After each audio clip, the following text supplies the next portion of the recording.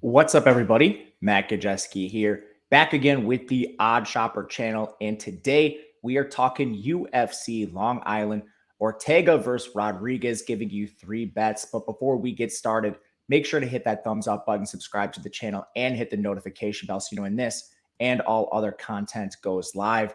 And we are brought to you by BetMGM. We will take a look at the odds on BetMGM in just a little bit here. But I want to tell you about a special offer first. If you bet $10, you're going to win $200 when you wager on any MLB game. Yes, any MLB game. The wager must be a pregame money line bet. And just click the link in the video description below. Use the promo code OSMMA to claim your $200. Yes, that is $200 when you make a $10 wager on any MLB game. Make sure to take advantage of that. All right, we have a very exciting card ahead of ourselves this weekend, UFC Long Island, headlined by Ortega and Rodriguez. And this is going to be a card where we take a lot of value on underdogs. I actually have 3 for you, ranging in value. And the first one I want to start with, we're actually going to go to one of the bigger underdogs on the card in Matt Schnell. He's taking on Mudaerji, and he is a plus 210 underdog. Now, this is a big ticket to cash here. And the most likely scenario is not that he wins, but overall, I do believe he should be a little closer to a plus 150, plus 140 in the situation. You look at both of these fighters throughout their careers, you just have a wealth of experience for Matt Schnell. And currently, he's 15-6 in his career, 8 wins by submission. You look at Mudaerji, he's a guy that's 16-4, and all 4 of his losses come via submission. Now, Schnell does come with his own weaknesses. He has those 6 losses. 3 of them are by knockouts, and 2 of them are by submissions. Mudaerji, he's more of a knockout artist with 13 KOs in his career, so we're not really worried as much about the submission. But overall, if Schnell's going to win this fight, how does it happen? Well, probably happens via submission. We have to look at Mudaerji's takedown defense, which I personally believe is a little bit inflated. He hasn't really faced the best level of competition, and this is going to be a common theme throughout this video. He defended 1 takedown against Zaruk Adeshev, who's basically a pure kickboxer. Malcolm Gordon didn't attempt any takedowns. Andre Sukumtat went 0 of 3, and then Luis Smolka went 2 and 5 before submitting to Mudaerji. So this is a tough overall level of competition to look at for him. Adeshev is 1 and 3 in the UFC, with his only win coming against Ryan Benoit. Malcolm Gordon's 2 and 2. He only beat Francisco Figueiredo and Denise Bandar, who only has 1 fight in the UFC. And Andre Sukumtat is 2 and 5. The level of competition for Mudaerji is pretty weak. Then you look at Schnell. He's battled Alejandro Pantoja, Rogerio Bontorin, Brandon Royval. Now, a lot of those are losses, but even in the Royval fight, that was crazy. Schnell earned a knockdown, then he got submitted himself, getting himself into a bad position. But wins over Tyson Nam, Jordan Espinoza, Luis Smolka, those are good wins. Now, Schnell is 32, Mudaerji is 26. So if one of these fighters is going to take a large leap forward, it's probably Mudaerji. But again, the competition just pretty weak here. And with a clear path to victory via submission, I think Schnell here is live at plus 210. If you're getting really crazy, you could even look inside the distance, plus 600, or by submission, plus 800, but a lot of value here. The second fighter we are going to talk about, this is probably the most hyped matchup on the prelims. It's Jack Shore taking on Ricky Simón. Ricky Simón is plus 125 right now. This was actually plus 140 earlier in the week, and if you bet this before fight week, you may have found even better lines. But you can tell Simón is taking a lot of money here, and it's quickly getting to a range where maybe I'm not wanting to bet it, but still 125 is fine. Overall, it's a similar situation where Simón is 19 and 3 in his career with some of the elite fighters in the division fighting him.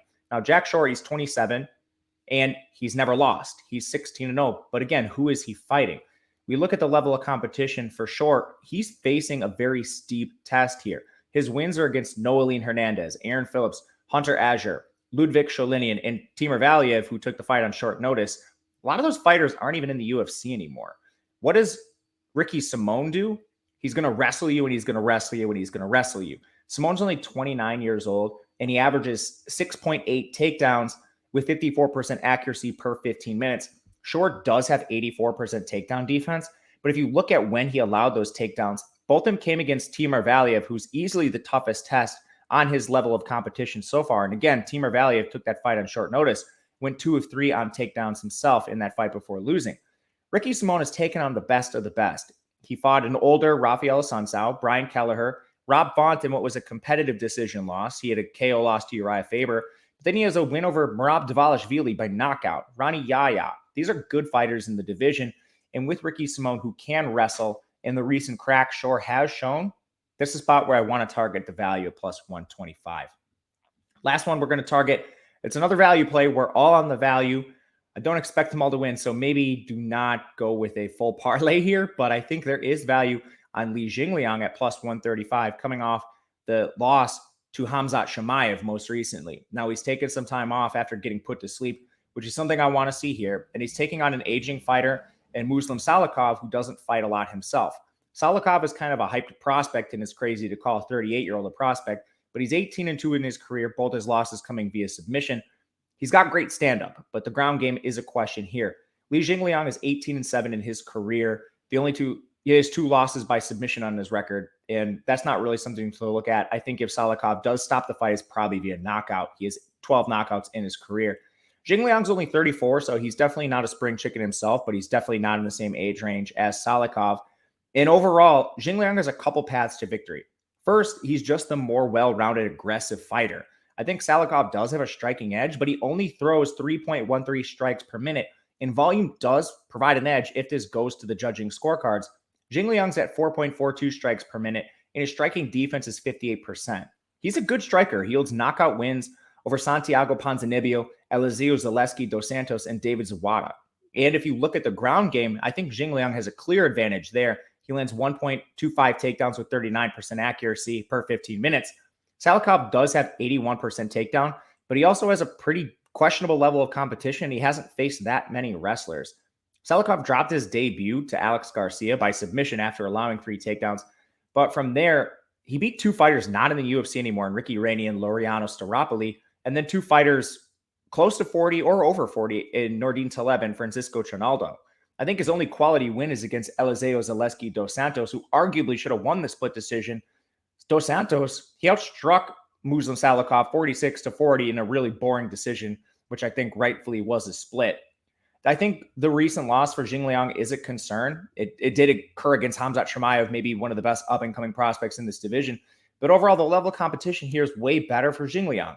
Chimaev, Ponzinibbio, Neil Magny, Jake Matthews, those are some of the guys he's been in the octagon with. And I do think he is the more well-rounded fighter. To recap this, we have Matt Schnell plus 210, Ricky Simón plus 125, and Li Jingliang plus 135. I like these all as individual bets. If you want to get crazy and take this in a parlay form, it is going to be plus 1,539. A $50 bet would pay out $819.56. Quite the payout here if you want to take a long shot. But thanks again to BetMGM. They are the sponsor of this video. Make sure to check them out and check out that promo we highlighted earlier in the video. My name is Matt Gajewski on Twitter at Matt_Gajewski. Enjoy UFC Long Island, and we will see you again next time.